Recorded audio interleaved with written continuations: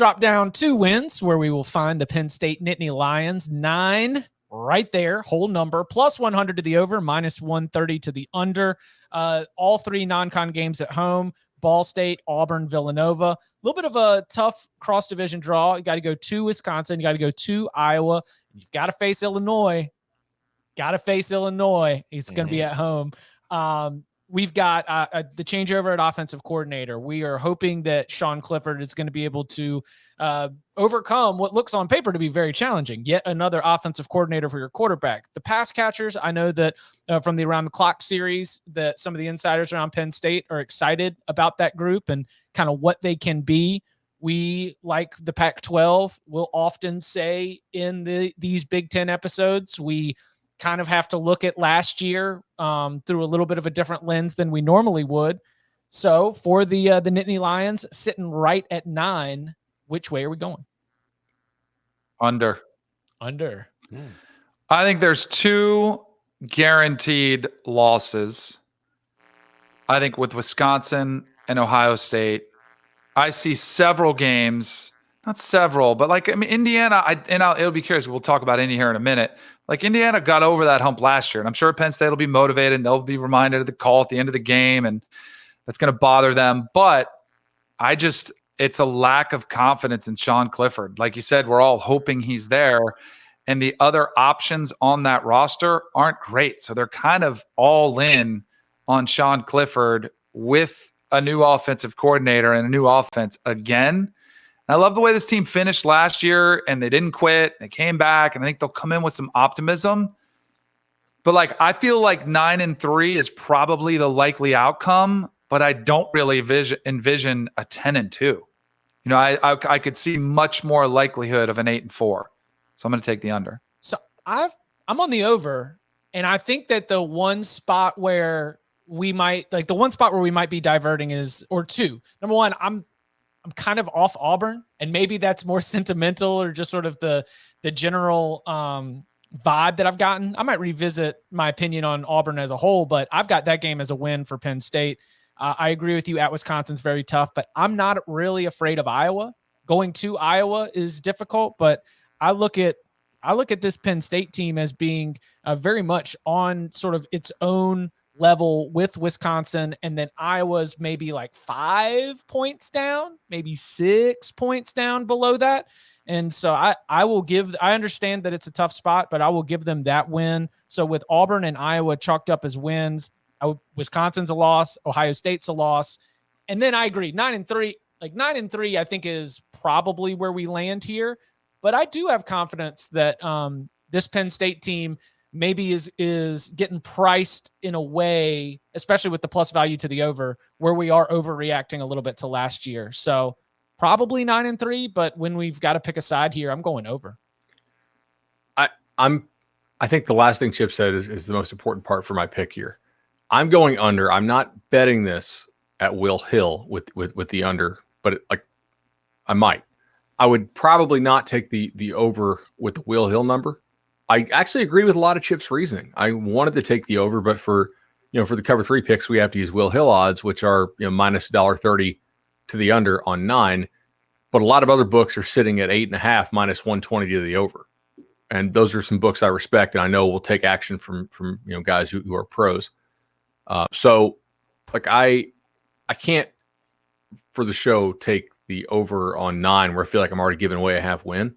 But I don't hate Chip's analysis of this at all. I am contractually obligated to praise Parker Washington here because on a show in maybe March, I didn't. And Parker Washington's very good. And he's a really good receiver. They have to get some of these transfer defensive linemen to step up. Sean Clifford still scares me. I do think James Franklin's a good guy as far as managing a program. At Ohio State, to me, is their only lock loss. But I do feel like they're going to be probably less than a touchdown favorite against on the road at Maryland, maybe at Iowa for sure. At Wisconsin, they're already a dog. At Michigan State, are they laying double digits there? Home against Auburn, I guess we'll see. I don't really trust Auburn. At Michigan State is scary. Michigan State's a chaos team. And Michigan, by the way, has played Penn State well. In fact, one of the arguments that you catch from Michigan fans when you're like, hey, why don't you get on James Franklin like you do Jim Harbaugh? I'm like, well, because James Franklin has actually had the crescendos, right? He's actually won the Big Ten and done that kind of stuff. Whereas Harbaugh has more just been good with like, hey, the analytics say this team was better than their record repeatedly. But they have, to their credit, Michigan's credit, they've played Penn State pretty well. So I can't put that as a lock. So I guess I'll go under there. That game in Happy Valley too. If that game was in Michigan, and Michigan, what team would get to in a little bit, my home road splits on the way that I look at Michigan games are pretty noticeable. I agree.